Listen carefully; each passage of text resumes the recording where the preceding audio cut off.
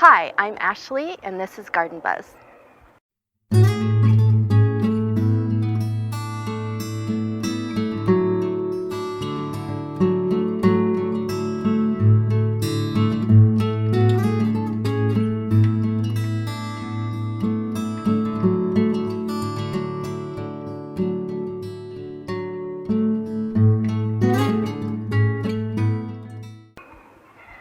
So today we're going to be harvesting some potatoes, and I've got 3 beds with potatoes in them, and they've been in there since about May, so it's about ready to harvest them. Now there's 2 ways you can harvest potatoes. So potatoes get these beautiful white and purple blooms on top of them when they start to grow. And then about 2 to 3 weeks after, you can start harvesting them. You can just stick your hand down in the dirt and pull out a potato. As you can see, this is a teeny tiny one, and you can eat them right away.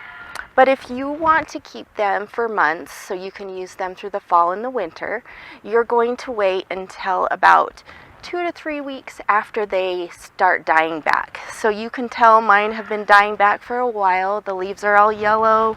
Right here they're starting to fall over. So they're ready to be harvested, and then I can cure them, and they should last us throughout the fall and hopefully some of the winter. So today we're going to get started by digging them out of the dirt, and then I've got to let them sit in a cool, dark place for about 2 weeks to cure. So there are a few things that you will need. One is something to put your potatoes in.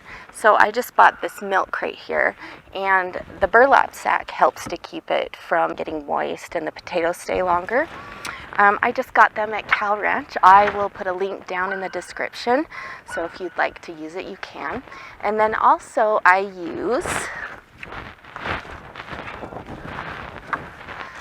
this shovel. This is what I use to get them out of the ground. So I just stick it on the edge of the, I don't stick it like by the stem, the main stem of the potato, but like on the edge of the bed, I'll stick it down and kind of pull it up.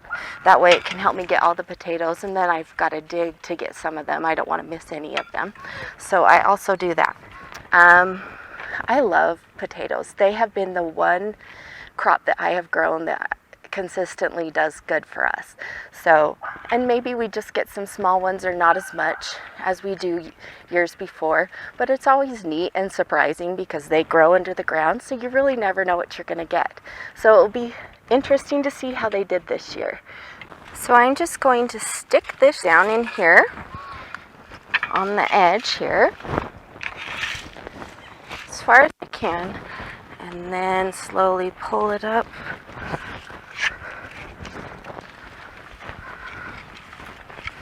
As you can see, the potato plants are starting to move to the surface. I'm trying my best not to poke any of them, because if you do poke them too deep, it's a good idea to eat them as soon as you can instead of cure them and try to save them. They won't keep as long. So let's see what we got here. Ooh, that's a nice sized one. I'm just going to scuff some of the dirt off of it. Put it in our crate. Let's see what else we got going on in here. I'm going to use my gloves so my hands don't get all dirty. Alright. What else does this plant have? Ooh, another nice big one. These are red potatoes. We did red potatoes in these 3 boxes, and then in another place in our yard we did a different kind of potato, but they're not quite ready yet. I actually planted them before these ones, but they don't get as much sun. So see, like this one has a slice in it, a cut in it, so this might be one we eat soon. We've got some pretty big ones in here. I'm so far so happy with this. Look at this. Come a little bit closer. That is a good size red potato in my opinion. Looking good. So we're just going to keep going. See, here's a smaller one.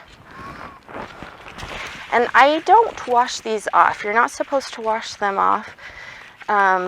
It can make it so they don't keep as long if you do that. So I just kind of brush the dirt off, lightly, and then after they have had a couple days to dry out, you can go get the rest of the dirt off with like a soft bristle brush. Sometimes I just wait until they're done curing for 2 weeks to do that. And it's also a good idea, look at this one, it's just like this teeny tiny little baby potato. But it's also a good idea to turn the water off maybe a day before you harvest them. Now, I couldn't do that because our drip is hooked up to a bunch of other vegetables and I don't have an individual shutoff valve in this. That might be something that I'm going to look into doing. But it also rained yesterday, of course, because I wanted to harvest potatoes today. But yeah, it is a good idea to shut off the water. Then the soil's not all wet when you do it. Woo! Look at that one. All right, so I'm just going to continue pulling these up and harvesting the potatoes, and then we'll look and see what we got.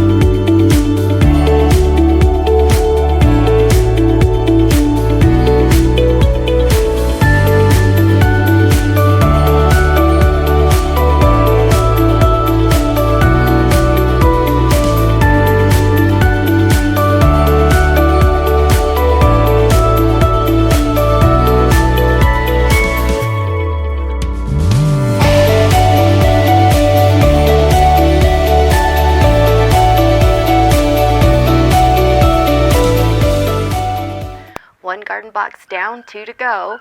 Let me show you what we got so far. So this is a 6-gallon milk crate, and it's almost full to the top. And look at these babies. I'm happy with them. They're pretty big.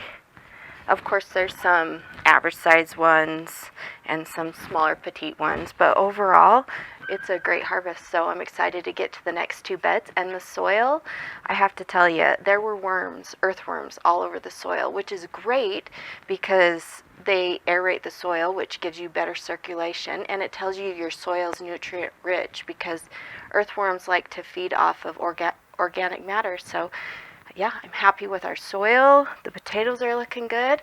Let's get those 2 boxes done, and then I think we'll get a final count of how many potatoes we harvested, and we'll talk about next steps.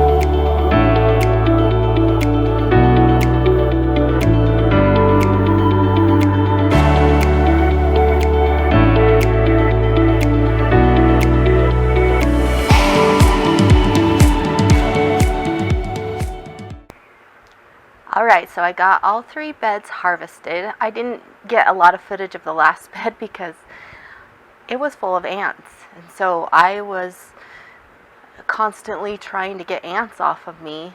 I'm going to try a few things and see if I can get rid of that problem. I don't know, it was so weird. Everywhere I dug, they just crawled up out of the ground, and they were on my gloves, so it was a fun experience. That bed took quite a while.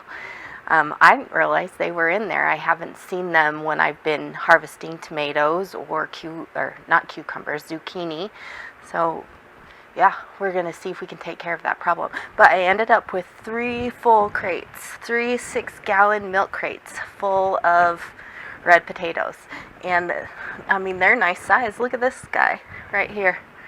I'm going to go ahead and take a count of how many I've harvested this year, and that way I can compare it to years past. And then we'll talk about what we're going to do next.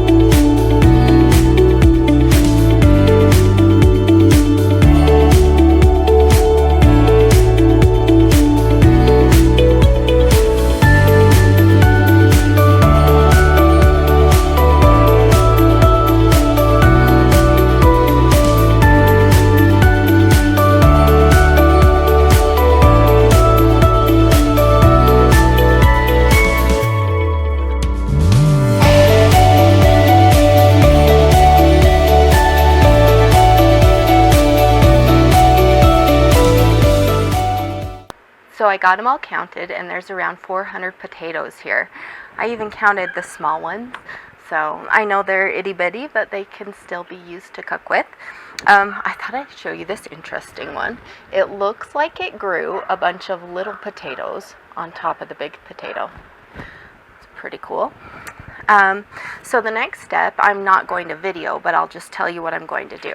So, oh, actually, there's 10 more potatoes upstairs, too. I took in some potatoes that I accidentally stabbed with this spade, so they're going to be eaten sooner than later. Yeah, so if your potatoes are sliced somehow, cut somehow, stabbed with a spade, anything like that, those potatoes do not keep as long. They will go bad, so you're going to want to eat them as soon as possible. If it's just like a little teeny tiny mark, it probably will heal over and be just fine, but big slices, make sure you eat those right away. Okay, so I've got a couple of Home Depot shelves that I use for growing seeds. I've got some growing lights hooked to them, but I'm not growing any seeds right now, so I'm just going to use those shelves to lay the potatoes out on. You don't want to stack them on top of each other because they won't cure. Even when I was pulling them out of the boxes, the ones on the bottom were very moist, just because they're all in there so tight and there's not as much air circulation. So what you're going to want to do is you're going to want to lay them somewhere in a dark, cool area, flat, and then let them cure for 2 weeks like that. So I'm just going to use my Home Depot shelves, and I'm going to set them on my shelves and let them sit down there for 2 weeks and dry out, and then I'm going to put them back in the crate. So I think what I'll end up doing is I'll end up cutting these burlap sacks open so that they'll fit in here better, and then I'll put the potatoes back in after they've cured, and I'll cover them over so they can stay in the dark. And then every once in a while you need to go through and check them to see if any of them went bad and take those ones out so that others around it don't start going bad either. But that's about it. I hope you enjoyed, and happy gardening.